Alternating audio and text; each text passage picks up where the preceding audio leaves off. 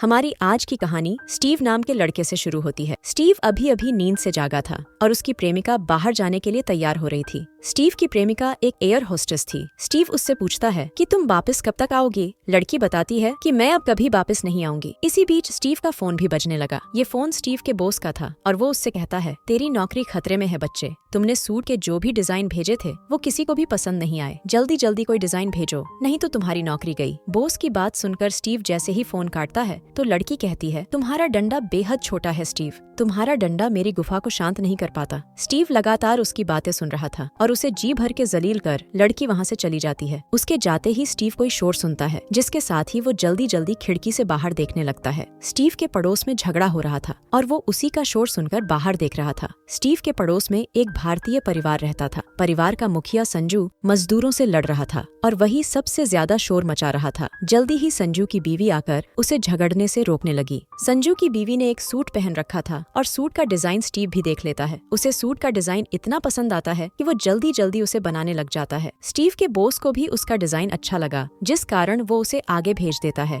थोड़े ही दिनों बाद कुछ ड्रेसेस भी बनाई जाती है जिन पर स्टीव का डिजाइन छपा हुआ था। जल्दी ही ये ड्रेसेस एक शहर से होती हुई दूसरे शहर में चली गईं, जिसके बाद ये बिकने के लिए स्टोर में पहुंच जाती है। एक दिन जीवा नाम की औरत की नजर ड्रेस पर पड़ती है और उसे ड्रेस अच्छी लगती है। जीवा के साथ उसका पति ब्रेन भी था। जीवा जल्दी जल्दी ड्रेस खरीदकर अपने घर आ जाती है। घर आकर दोनों बातें ही कर रहे थे कि तभी दरवाजे की घंटी बजती है। घंटी सुनकर ब्रेन ने जब दरवाजा खोला तो उसे अपने सामने दो बदमाश नजर आते हैं। वो ब्रेन को गन दिखाकर उससे पैसे मांगते हैं। जीवा इस वक्त चाय बना रही थी और उसे कुछ नहीं पता था। ब्रेन बदमाशों की बात मानकर उन्हें पैसे दे देता है, जिसके बाद बदमाश वहाँ से चले जाते हैं। उनके जाते ही जीवा अपने आप चेयर से गिर जाती है और गर्म गर्म चाय उस पर गिर जाती है। अब जीवा कुछ देर आराम करना चाहती थी। वो ये भी चाहती थी कि ब्रेन उसकी नई ड्रेस साफ कर दे। ब्रेन उसकी बात मानकर ड्रेस को धो देता है और उसे सुखाने के लिए बाहर टांग देता है। आज काफी तेज हवा चल रही थी और जल्दी ही ड्रेस भी तेज हवा के साथ उड़ने लगी। वो उड़ते उड़ते काफी दूर पहुंच जाती है और एक माली के सामने आकर गिर जाती है। माली ड्रेस उठाकर रूबी नाम की मेड के पास आता है। ये दोनों एक ही घर में काम करते थे।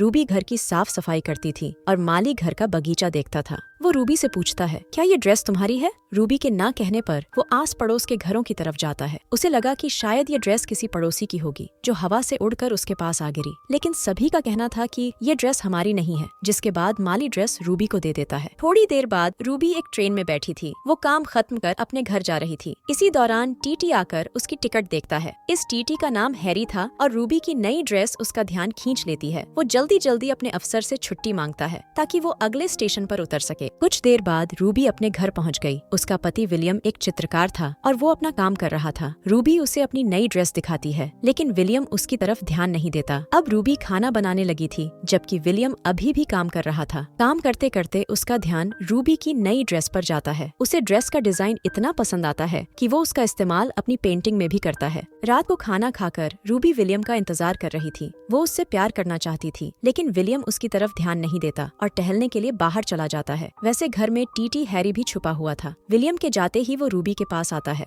रूबी को लगा कि उसका पति है, लेकिन जब वो हैरी को देखती है तो डर जाती है। हैरी उसे समझाता है कि मैंने तुम्हें ट्रेन में देखा था, मुझे तुम बहुत खूबसूरत लगी, इसलिए तुम्हारा पीछा करते करते मैं यहाँ तक पहुँच गया। रूबी को प्यार की जरूरत थी, इसलिए वो उसकी बात मान जाती है। अब दोनों जैसे ही प्यार करने लगते हैं तो विलियम घर लौट आता है। विलियम के आने के कारण हैरी छुप गया था और फिर मौका देखकर घर से भाग जाता है। अगले दिन रूबी और हैरी फिर से मिलते हैं। दोनों एक दूसरे से प्यार करना चाहते थे। हैरी उसे एक खाली घर में लाता है और वो रूबी से झूठ कहता है कि ये घर उसी का है। अब दोनों जैसे ही प्यार करने लगे तभी घर की मालकिन आ जाती है। वो दोनों को चोर समझकर उन्हें मारने की कोशिश करती है। हैरी उससे लड़ने लग जाता है, जबकि रूबी जान बचाकर घर से भागती है। थोड़ी ही देर बाद रूबी अपने घर पहुंच गई। वो कुछ देर आराम करती है और फिर अपनी नई ड्रेस भिखारियों को दे देती है। रूबी अपनी ड्रेस को मनहूस मानने लगी थी। उसे लगा कि ना वो नई ड्रेस पहनती, ना हैरी आता और ना ही वो कल मुसीबत में पड़ती। कुछ दिनों बाद ड्रेस लिविया नाम की लड़की के पास पहुंच गई। ड्रेस पहनकर वो भी ट्रेन में बैठ गई और इस बार भी हैरी ही टिकट्स चेक कर रहा था। लिविया की खूबसूरती के साथ साथ इस बार भी ड्रेस उसका ध्यान खींचती है। थोड़ी ही देर बाद लिविया ट्रेन से उतरकर अपने घर की तरफ बढ़ रही थी। इस बार भी हैरी लिविया का पीछा कर रहा था ताकि वो उसका प्यार पा सके। असल में हैरी एक मानसिक रोगी था। उसे ड्रेस इतनी पसंद आ गई कि वो जिस भी लड़की को इस ड्रेस में देखता वो उसे अच्छी लगने लग जाती थी। लिविया अपने माता पिता के साथ रहती थी। अगले दिन उसके माता पिता को काम था, इसलिए वो 2 दिनों के लिए बाहर जाने वाले थे। उनके जाने के बाद लिविया घर में अकेली रह गई। कुछ देर बाद लिविया घर के काम कर रही थी और इसी बीच हैरी उसके सामने आता है।